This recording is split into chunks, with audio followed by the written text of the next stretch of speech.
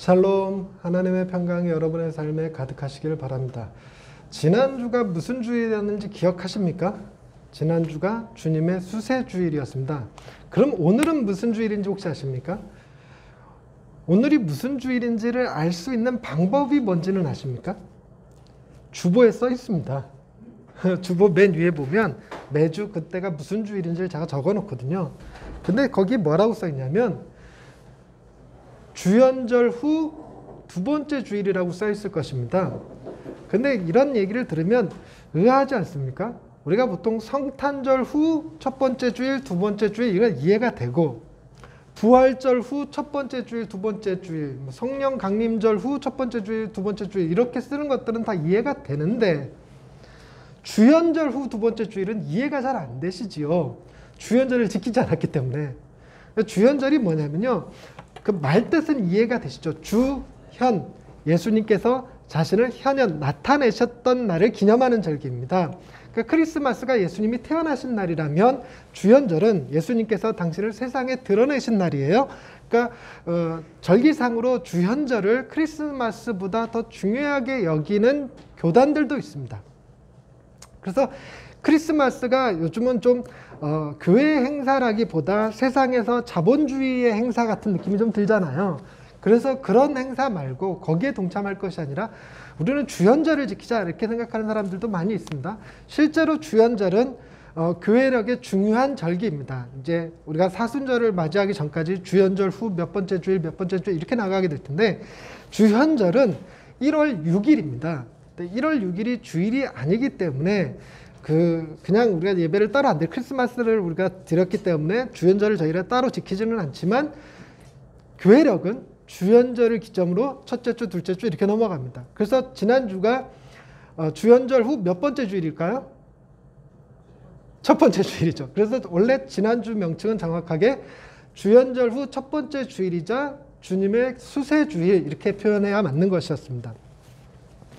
근데 주님이 처음 자신을 드러내신 날을 뭘로 계산할 거냐? 두 가지 설이 있습니다. 첫째는 동방박사들이 예수님을 찾아와서 경배했던 그 시점이 주연절이다라고 생각하는 학파와, 예수님이 세례 받으시던 날, 세례 요한에게 세례 받으시던 날 하늘이 열리고 이는 내 사랑하는 아들이요 내 기뻐하는 자라, 제가 지난주에 설교했죠.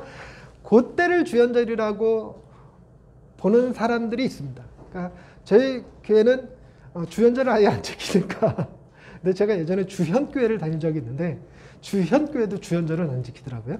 근데 어찌됐건 제가 자라온 교회에서 주연절 지키는 교회를 한 번도 본 적이 없어서 저 역시 주연절을 잘 안 지키게 되는데, 오늘이 그 주연절 두 번째 주일입니다. 두 번째 주일에 오늘 우리가 봐야 되는 말씀은 가나 혼인잔치의 이야기죠. 가나 혼인잔치는 정말 많은 사람들이 잘 알고 있는 이야기 중에 하나입니다. 심지어 교회를 다니지 않는 사람들조차도 가나 혼인잔치에 대해서는 알고 있어요. 뭘로 알고 있냐면 물이 변하여 포도주가 된 사건으로 알려져 있죠. 그러니까 미국의 어느 마트에 갔더니 마트에 포도주가 이렇게 쫙 진열이 돼 있는데 거기에 그 보통 상표 매대에 상표명을 붙이잖아요. 그 카테고리 같은 거, 거기에 워터라고 써 있는 거예요. 워터. 그러니까 워터라고 써 있는 매대에다가 포도주를 진열한 거예요. 그러니까 누가 그거 사진을 찍어서 예수님이 다녀가신 마트 이렇게 적어놨습니다. 그러니까 물이 변하여 포도주가 된 사건에 대해서 많은 사람들이 알고는 있지만 과연 그 사건이 의미하는 바가 무엇이냐에 대해서는 많은 사람들이 알지 못합니다. 과연 우리는 제대로 알고 있을까? 그래서 오늘 설교를 통해서 가나 혼인잔치, 물이 변하여 포도주가 된 사건이 의미하는 바가 무엇인지를 좀 살펴보고, 무엇보다도 돌 항아리가 6이 놓여져 있었는데, 여러분 6이라는 숫자를 들으면 뭔가 완전하다 느끼십니까? 부족하다고 느끼십니까? 저는 좀 부족하다고 느껴요.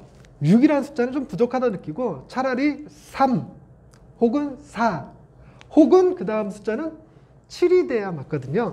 그러니까 저뿐만이 아니라 이 당시에 이스라엘 사람들은, 유대인들은 더더군다나 7이라는 숫자에 집착하는 경향이 있습니다.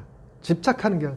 그러니까 이스라엘 사람들이요, 히브리어를 쓰는 줄 알지만 예수님 당시엔 히브리어를 할 줄 아는 사람이 많지 않았어요. 대개 헬라어를 쓰거나 아람어를 썼는데, 그래서 구약 성경이었던 구약 히브리로 기록되어져 있던 구약 성경을 당시의 젊은이들이 못 읽었어요. 못 읽으니까 그것을 번역을 했거든요. 헬라어로 번역을 한 것을 뭐라고 부르냐면 70인역이라고 불러요. 70인역. 그래서 누가 들으면 70명이 번역을 동참했나 보다 이렇게 생각하는데, 정확하게는 몇 명이 동참했냐면 72명, 72명이 번역한 거예요. 그런데 7이라는 숫자의 강박증을 가지고 있는 민족이라서 72인역이라고 안 하고 70인역이라고 부릅니다. 그만큼 7이라는 숫자에 집착을 하다 보니까 이런 느낌이 드는 거예요. 돌 항아리가 6이 있었어. 뭔가 의도된 표현 같아. 왜 7개가 있었다고 얘기 안 하고 6개가 있었다고 할까? 정말로 6개가 있었던 게 맞을까? 뭐 이런 생각들을 한다는 겁니다. 그러면서 드는 생각이 뭐냐면 7번째 항아리는 없는 걸까? 만약 이것이 그런 비유로 해석되어질 수 있다면 7번째 항아리가 있을 법하고 그 7번째 항아리가 주는 의미가 무엇인지를 생각해 볼 필요가 있습니다. 근데 본문은 실제 있었던 사건이잖아요. 사건도 그렇게 해석할 수 있는가? 해석할 수 있는 여지는 있습니다. 뭐냐면 11절에 예수께서 이 첫 표적을 갈릴리 가나에서 행했다는 거죠. 표적이라고 표현했죠. 표적이라는 것이 뭔가 상징이 담겨져 있고 의미가 내포되어져 있는 거죠. 그렇기 때문에 우리도 역시 7번째 항아리에 대해서 한번 생각해 볼 수 있지 않을까 싶어요. 그래서 오늘 설교를 통해서 7번째 항아리가 무엇인지, 그것이 나타내는 의미가 무엇인지를 살펴보고자 합니다. 먼저 말씀을 한번 구체적으로 뜯어보십시다. 첫 번째 뭐라고 써있죠? 사흘째 되던 날이라고 써있죠. 사흘째 되던 날이 언제서부터 사흘째 되던 날일까? 이런 궁금증 생기죠. 그 앞서서 예수님이 빌립과 나다나엘을 제자로 삼습니다. 빌립에게 빌립을 제자로 삼았더니 빌립이 나다나엘에게 가서 와보라, 이렇게 예수님이다, 구세주다 이런 표현을 썼더니 나다나엘이 그 유명한 얘기, 나사렛에서 무슨 선한 것이 날 수 있느냐 했던 그 사건이에요. 그 사건이 있은 지 사흘이 되었다. 사흘이 되었다. 그럼 며칠입니까? 3일입니다. 저도 사일을 나타내는 게 나흘이잖아요. 나흘. 그럼에도 불구하고 사흘째 되던 날 그러면 무의식적으로 자꾸 4일이 지난 것 같은 느낌이 있는데 3일이 지났습니다. 3일이 지났을 때 갈릴리 가나에서 혼례가 있었다 그러죠. 이 갈릴리 가나라는 지명이 여기 이 성경에서 여기만 등장을 해요.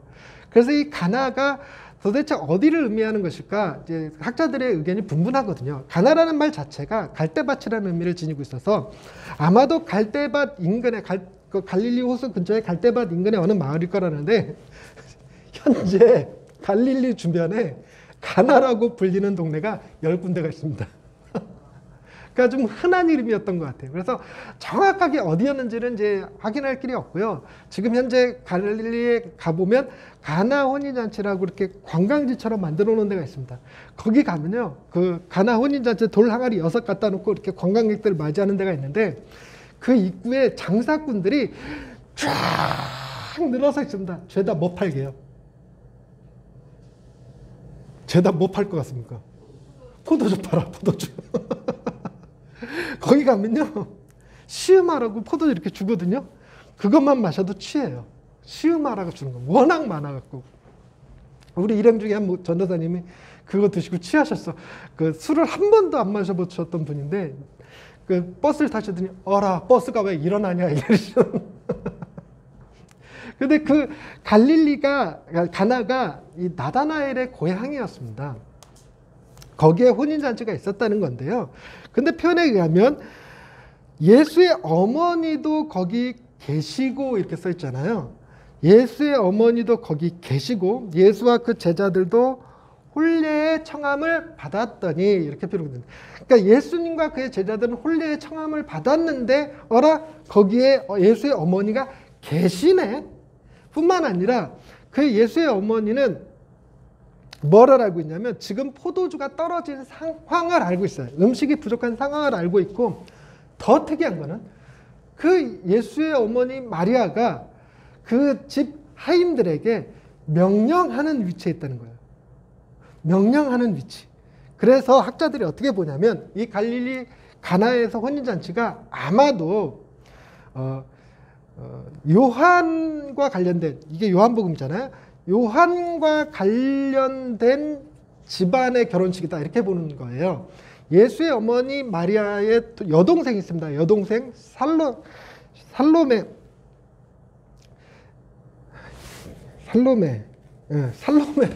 죄송합니다. 여동생이 살로메라는 여동생이 있었는데 그 살로메의 자녀들의 결혼식, 자녀 중에 누군가의 결혼식이라고 보는 거예요. 그러니까 예수님의 이모집 잔치인 거죠. 그러니까 이 요한복음의 저자인 요한이 예수의 어머니의 조카였던 셈입니다. 살로메의 아들이거든요, 요한이.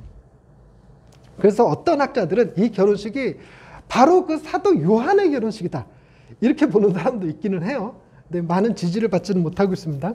어찌됐건 거기에 가 계셨다, 그리고 그 일을 행했다는 걸로 봐서 아마도 예수님의 친척집이고, 더 나아가서 나다나엘의 고향이거든요. 아마도 다 같은 친구들이었을 거예요. 친구들이었기 때문에 예수님과 그의 제자들이 초청받았을 거라는 것입니다. 여러분, 이것이 보여주는 상징적 의미가 있습니다. 잔치가 벌어지는데 그 잔치가 누구의 잔치냐? 예수의 친구들의 잔치. 일단 이 이미지가 좋지 않아요? 이미지가? 예수의 친구들의 결혼식의 잔치. 이미지가 참 좋습니다. 거기 가서 뭔가 재밌게 놀 수 있을 것 같고, 우리 아들 어저께 친구네 집에 가서 하룻밤 놀다 왔는데 가기 전에 얼굴이 얼마나 행복해 보이는지 그런 느낌. 가서 같이 놀 수 있다, 뭐 이런 거잖아요. 그런 것이었던 것 같아요. 그랬는데 3절에 보니까 포도주가 떨어졌습니다. 여러분, 그 잔치의 꽃이 포도주예요. 안주빨 내세우는 사람들한테는 와닿지 않는 얘기일 수 있겠으나 포도주가 반드시 있어야 되는 분위기였습니다. 게다가 이때 당시 혼례는 보통 1주일에서 2주일 동안 진행돼요. 거의 마을 전체 잔치입니다. 마을 전체 잔치. 그러니까 포도주가 꽤 많이 필요합니다. 그래서 손님들이 이렇게 그 혼인집에 갈 때 선물로 주로 포도주 들고 가는 일들이 많았어요. 그러니까 포도주가 많이 필요했습니다. 근데 포도주가 떨어진 거예요. 이건 굉장히 큰일이에요. 그럼 잔치를 더 이상 진행할 수가 없어요. 그냥 물 마시면 되지, 사이다나 콜라 마시면 되지, 우유 마시면 되지, 그렇게 생각할 수 있는 문제가 아니에요. 포도주가 없다는 얘기는 이제 잔치가 끝난다는 겁니다. 여러분, 이런 의미 있잖아요. 포도주가 떨어졌다. 여러분, 우리 인생이 그래요. 뭔가 잘 될 것 같은데 늘 언제나 마음에 불안함이 있죠. 포도주가 곧 떨어질 것 같은 느낌. 어쩔 때는 정말로 포도주가 떨어져 버린 것 같은 느낌. 더 이상 잔치를 할래야 할 수가 없고, 잔치가 이미 벌어졌고 와 있는 사람들을 돌려보내야 되는 이 좀 민망한 상태, 이게 우리 인생 같은 상태거든요. 그런 상태에 이 문제를 해결하기 위해서 예수의 어머니 마리아가 예수에게 얘기하는 거예요. 뭐라고 얘기하냐면 저들에게 포도주가 없다 이렇게 얘기합니다. 포도주가 없어요. 이거 큰일 난 거예요. 큰일 난 거. 포도주가 없네 하고 사실의 정보만으로 끝나는 게 아니라 큰일 나는 거예요. 그랬더니 4절에서 한국 사람들이 유난히 이 4절 말씀을 불편해하거든요. 뭐라고 써 있는지 보십시다. 예수께서 이르시되 여자여 나와 무슨 상관이 있나이까? 이렇게 얘기한다는 거예요. 아니, 특히 유교 문화권에서 이런 얘기 들으면 이게 버르장머리하고는 이렇게 느껴질 법한 얘기잖아요. 근데 여자여라고 쓰여져 있는 단어가 헬라어로 귀나이라는 단어를 번역하는 건데, 귀나이라는 단어를 주로 언제 쓰냐면 왕이 왕후를 부를 때 쓰는 표현이에요. 여자여. 이렇게 왕후를 부를 때 쓰는 표현이고, 보통 이제 자신의 아내를 사랑스럽게 부를 때 사용하는 존칭어예요. 존칭어. 여자여 소리가 우리나라에서는 약간 뭐 이렇게 하대하는 느낌이 드는데 아니었어요. 존칭어였습니다. 그래서 예수님께서 십자가에 달려 돌아가실 때 이런 표현을 쓰셨어요. 19장 26절에 보니까 여자여 보소서 아들이니이다 이런 표현을 썼어요. 그러니까 십자가 위에서조차도 예수의 어머니 마리아 당신의 어머니에게 여자여라고 불렀더래요. 굉장히 사랑을 듬뿍 담은 애정 표현이에요. 애정 표현을 십자가 위에서까지도 하셨던 표현인데, 진짜 이 말이 여자여라고 쓰인 이 말이 기가 막힌 거는요. 단순히 예수님께서 당신의 어머니 마리아에게만 쓰신 게 아니라 놀랍게도 부활하신 이후에 예수님의 무덤을 찾아왔던 7 귀신 들렸던 여자 막달라 마리아라고 있습니다. 그 막달라 마리아에게 또 똑같은 말을 하셨어요. 20장 15절 말씀인데요. 20장 15절에 막달라 마리아가 예수님이 이렇게 얘기합니다. 막달라 마리아가 막 울거든요. 자신의 스승이셨던 예수님이 시체가 없어졌다고. 그러니까 그때 예수님이 마리아 앞에 딱 나타나서 그러죠. 여자여 어찌하여 울며 누구를 찾느냐. 그때 사용된 단어가 여자여였습니다. 여러분 생각만 조금 바꾸면요. 우리가 우리 유교적 관점에서 여자여 그러면 약간 기분 나쁘다 이렇게 느낄 수 있지만 예수님이 우리에게 대하여 여자여라고 부른다고 생각해 보세요. 설레지 않습니까?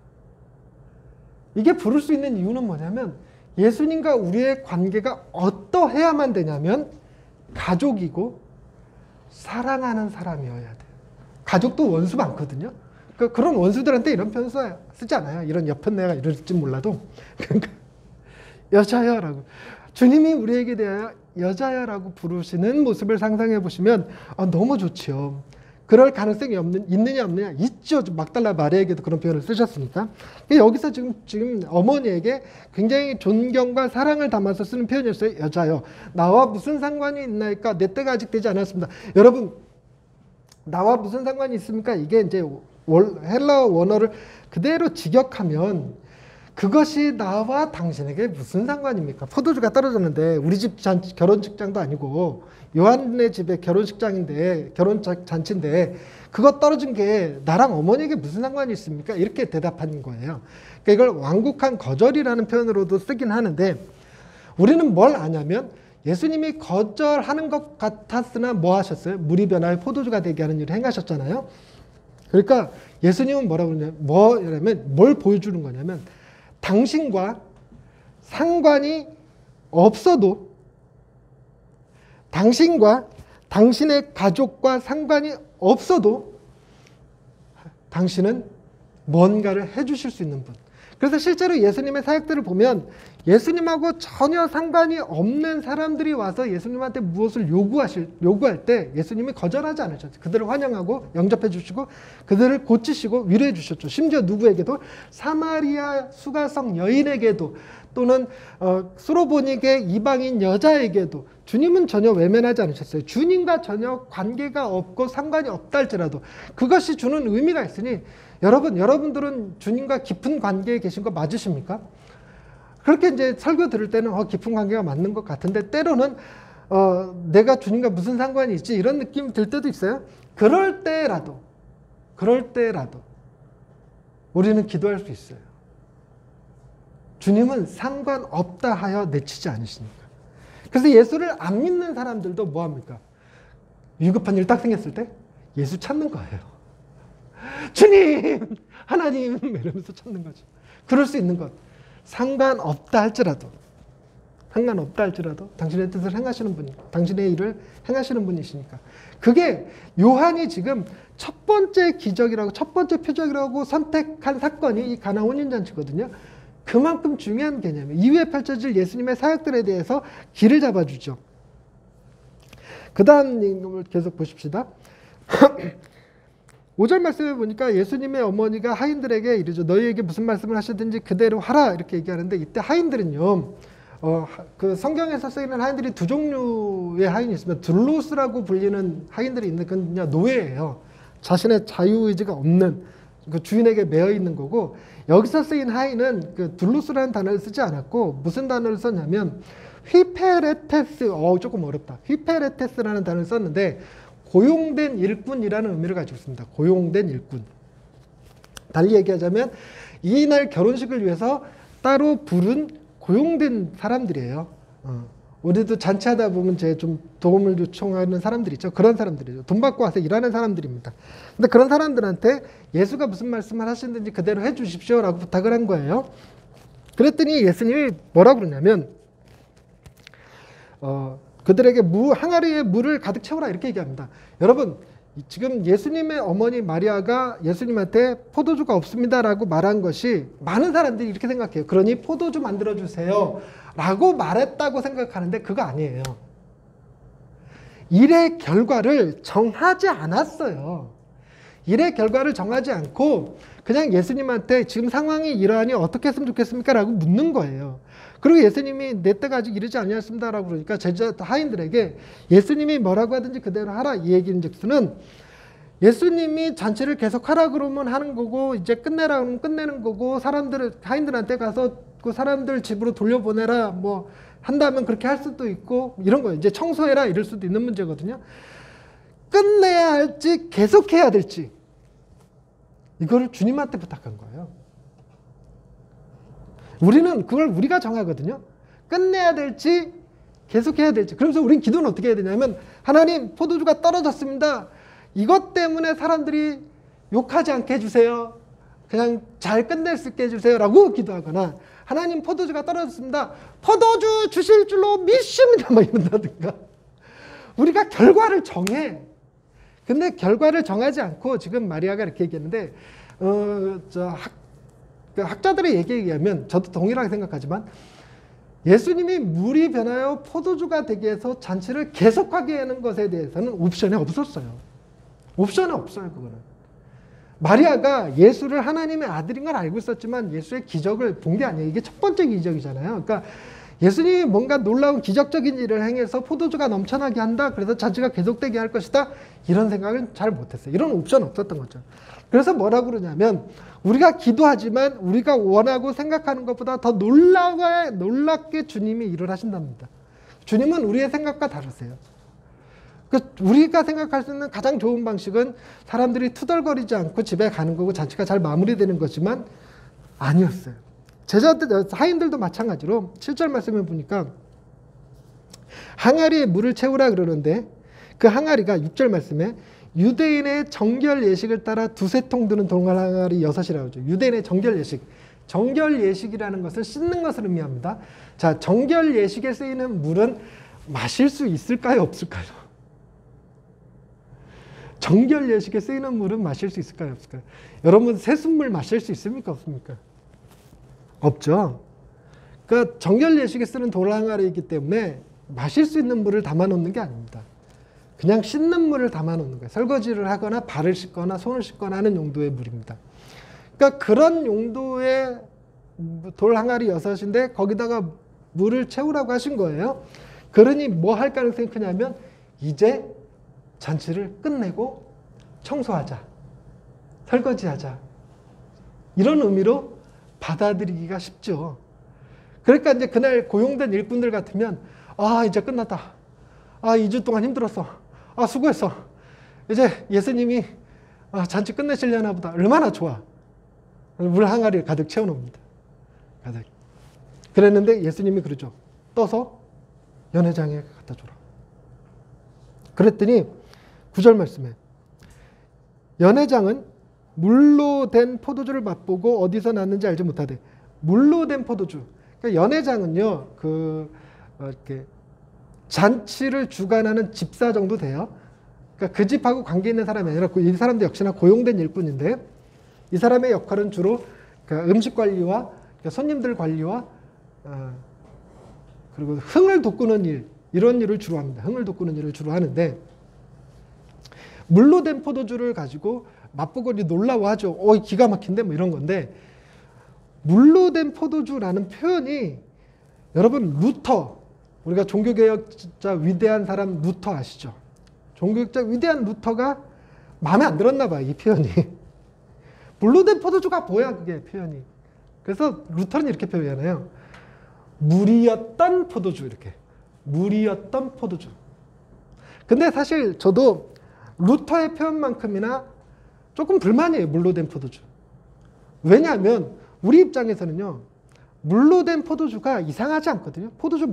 포도주를 만들 때 좋은 물 썼어. 깨끗한 물 썼어. 뭐 이런 느낌. 1급수를 썼어. 뭐 이런 느낌. 이런 느낌이 조금 있어요. 근데 물이 안 들어가는 건데 어쨌든. 근데 물로 된 포도주라는 말의 의미는 단순히 마실 수 있는 물을 마실 수 있는 술로 바꿨다 이런 개념이 아니고요. 마실 수 없는 물을 마실 수 있는 것들 중에 최고의 것으로 바꿨다 이런 의미예요. 그러니까 이게 표적이잖아요. 그러니까 상징적 의미가 들어가 있는 거예요. 우리 인생이라는 게 물 같은 인생인데 포도주 같은 인생 돼주세요 라는 표현을 쓸 때 그 의미가 뭐냐면 가치가 상실되어져 버린 난데, 쓸모없는 난데 가장 존귀한 내가 될 수 있게 해주세요. 이게 가능한 얘기인가요? 누가 하시면 가능하죠? 예수님. 여러분, 우리는 세상에선 루저고 이생망이고 실패자일지라도 주님한테 가기만 하면 주님이 우리를 존귀하고 보배롭게 만들어주시죠. 그게 마실 수 없는 자가 마실 수 있는 포도주가 되었다라는 의미를 갖는 것입니다. 근데 그 포도주 맛이 너무 기가 막혔죠. 누가 만든 거다? 예수님이 만드셨으니까 가장 기가 막히겠죠. 그래서 그 연회장이 그러는 거예요. 신랑을 부릅니다. 신랑 불러갖고 이런 얘기를 해요. 사람마다 먼저 좋은 포도주를 내고 취한 후에 낮은 것을 내거늘 그대는 지금까지 좋은 포도주를 두었도다. 여러분, 신랑은 얼마나 당황스러워요. 에? 뭐라고요? 좋은 포도주요? 그런 게 있었어요? 당황스럽죠. 근데 유추해 볼 수 있는 건 있습니다. 신랑 입장에서 잔치가 이제 끝나갈 무렵에 마지막 날이었을 것 같은데, 마지막 날에 보통은요, 일주일, 2주일 이렇게 잔치하는 이유가 멀리서 친척들이 오는 것까지 감안하는 거거든요. 오는데 시간이 좀 걸리잖아요. 그러니까 잔치를 좀 길게 하는데 마지막 날 오신 손님들 중에서 누군가가 좋은 포도주 들고 오셨나 보다 라고 생각할 만하죠. 보통 이제 그렇게 생각할 만합니다. 그러니까 이 신랑은 어떤 분이 내 결혼을 축하해주기 위해서 굉장히 좋은 선물을 들고 뒤늦게 도착하셨나 보다 라고 생각할 수 있습니다. 예수님이 바로 그 좋은 선물이신 걸 모르죠. 그냥 알 수는 없지만 어찌됐건 이 좋은 선물을 받았습니다. 그래서 11절에 이 전체 사건을 요한은 뭐라고 정리하고 있냐면, 예수께서 이 첫 표적을 갈릴리 가나에서 행하여 그의 영광을 나타내심에 제자들이 그를 믿으니라. 이 표적을 통해서 제자들로 하여금 예수님을 믿게 하는 행위였다는 거예요. 그 표적이었다는 건데, 자, 여러분, 뭘 믿게 하려는 거였을까? 뭘 믿게? 여러분, 제가 여러분들한테 제가 목사인 것을 믿게 하기 위해서는 뭐 하면 됩니까? 목사 안수증 보여주면 되죠. 노예 총회에 증명서 같은 거 있습니다. 그럼 떼서 보여드리면 됩니다. 그거 아니면 그냥 제가 설교해보면 알죠. 목사님. 근데 가짜 목사님들이 더러 계시더라고요. 목사 안수를 안 받았는데 설교하고 자기가 목사라고 사기치는 목사님들이 몇몇 계셨어요. 그런 분들이 걸리기도 하고, 놀랍게도 저희 학교에서 그분을 모시다가 강의도 들은 적이 있었는데 가짜였더라고. 어찌됐건, 그러니까 예수님이 어떤 분이신지를 드러내는 표적이었는가, 예수님이 어떤 분이심을 믿게 하는 표적이었는가, 이게 중요한 관점이겠죠. 이걸 우리도 캐치해야 된다는 거예요. 단순히 재미있는 사건, 스토리, 기적 이 정도가 아니라 이걸 통해서 우리는 예수님을 어떤 분이라고 이해하는 것이 중요할까? 저는 그것을 포커스를 어디다 잡은 거냐면 돌 항아리 6이라고 잡은 겁니다. 돌 항아리 6. 이상해. 왜 7개가 아니고 6개야? 진짜로 6개 있었던 거 맞아? 돌 항아리 6이면 그 물이 어느 정도 되냐면 약 720리터 돼요. 작게는 420리터에서 많게는 720리터까지 계산을 합니다. 근데 720리터라 그러면요, 그게 다 포도주로 바뀌었다잖아요. 포도주. 요즘 포도주 한 병이 몇 밀이에요? 요즘 포도주 한 병 몇 밀인지 아시는 분 없어요? 제가 검색해 봤습니다. 750ml입니다. 750ml. 그러니까 대략 560병에서 많게는 960병입니다. 960병. 여러분, 960병의 포도주가 여기 있다면 잔치를, 어마어마한 잔치를 벌일 수 있지 않겠습니까? 근데 맛이 기가 막혔잖아요. 그러니까 좋은 포도주였다는 거죠. 그래서 제가 포도주 가격을 좀 검색을 좀 해봤거든요. 포도주 가격을 검색을 해봤는데 2018년도 10월 13일에 뉴욕 소더비 경매장에서 포도주가 팔렸어요. 얼마에 팔렸냐면 한 병에 750ml 한 병에 6억.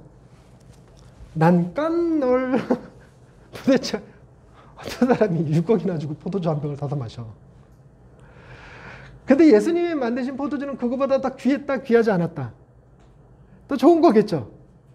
더 좋은 거겠죠. 근데 여러분 이런 얘기 들으면 궁금하죠. 그 포도주는 어떤 포도주였길래? 그 포도주는요, 프랑스에서 만든 1945년산 로마네 콩티 와인이라고 합니다. 뭐 말인지 모르겠다. 나도 잘 몰라. 로마네 콩티 와인 한 병에 6억. 그러면 960병이면 계산해 봤어요, 제가. 5,760억. 5,760억이 결혼식 날 축의금이야. 예수님이 갈릴리 가나 혼인잔치에 가서 엄청난 걸 한 거예요. 근데 놀라운 거는 여러분, 예수님이 이 표적을 행하신 것 자체가 뭘 의미하냐면 예수님이 이 땅에 오신 것 자체가 하나님이 우리에게 주시는 어마어마한 선물이라는 겁니다. 왜냐? 여러분 포도주가 960병이 있다 할지라도 영원히 마실 수 있어요? 아니죠. 우리가 뭔가 선물을 받는다 그랬을 때 그 선물은 둘 중에 하나입니다. 없어지는 거거나 아니면 두고 구경만 해야 되는 거. 쓰지는 못하는 거예요. 전시만 해야 되는 거예요. 보통 우리가 받는 선물이 요즘 향수 받잖아요. 향수라고 요즘 안 하죠. 뭐라고 하지? 아로마. 뭐라고 그래 그거? 방향제 이런 거잖아요. 아무리 좋은 방향제도 2달이면 끝나 그냥. 향수 뭐 고급 샤넬 향수 이런 거 칙 뿌리는 너무 기가 막힌 향수. 그 향수의 냄새를 맡으면 사랑에 빠지지 않을 수가 없게 만드는 마법의 향수도 2달이면 끝나. 안 그러면 그냥 두고 구경만 해야 돼, 구경만. 근데 예수님은 어떤 분이시냐면요. 예수님이 그 사마리아 여인을 수가성에서 만나서 이런 말씀을 하셨어요. 내가 주는 물을 마시는 자는 영원히 목마르지 아니하리니 내가 주는 물은 그 속에서 영생하도록 솟아나는 샘물이다. 여러분 주님이 우리에게 주신 선물은요. 보고 끝나는 것이 아니고 먹어서 없어지는 게 아니고 보기만 하는 것이 아니라 먹는데 없어지는 것이 아니라 영생하도록 솟아나고 계속 솟아나고 할렐루야. 나만 흥분했다. 요한복음에 예수님의 성찬식이 등장하지 않는데 예수님이 성찬식 했을 법한 이야기는 등장합니다. 6장 54절 55절에 이런 말이 나와요. 내 살을 먹고 내 피를 마시는 자는 영생을 가졌고 마지막 날에 내가 그를 다시 살리리니 내 살은 참된 양식이요 내 피는 참된 음료로다. 여러분 지금 이쯤 되면 여러분들도 다 캐치가 되시죠? 왜 돌 항아리 6이라고 표현했을까? 7이 아니라 7번째 돌 항아리가 따로 계시기 때문에. 누구죠 그분이? 예수 그리스도. 예수 그리스도 그분이 솟아나는 샘물이 되어주시고 참된 양식과 참된 음료가 되어주셔서 잔치가 계속되게 할 수 있는 분이시죠.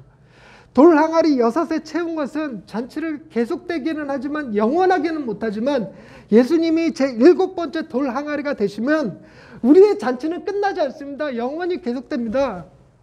죽어서도 계속됩니다. 여러분 그 선물을 우리가 받은 거예요.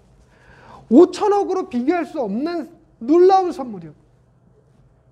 그래서 오늘의 말씀의 결론, 여러분 주님이 우리 삶의 가장 큰 선물인 줄로 믿으시기 바랍니다. 시간 다 돼가. 얼른 아멘 크게 안 하면 안 끝내 다시. 주님이야말로 우리에게 가장 큰 선물인 줄로 믿으시기 바랍니다. 여러분 진짜 위대한 선물을 하나님이 우리에게 주신 거예요. 그 아들을 믿기만 하면 하나님의 자녀가 되고 하나님의 자녀 되는 아들 되는 권세를 얻고 하나님의 상속자가 되고 그 놀라운 선물을 받고 이 땅에 살면서도 영생하도록 손만을 솟아나는 샘물이 되고 괜히 힘들고 아프고 괴로울 때 예수님 떠올리면 괜히 기분 좋아지는 거예요. 사람들이 옆에서 너 뭐 때문에 이렇게 웃어 미쳤냐 이 소리 들을 만큼 세상이 알 수 없고 세상이 이해할 수 없는 그 선물, 그 선물을 하나님이 우리에게 주셨습니다. 그리고 그 선물은 우리가 이미 가지고 있습니다. 금년 한 해 2022년 여러분들은 놀라운 선물을 품고 한 해를 살아가시기 바랍니다.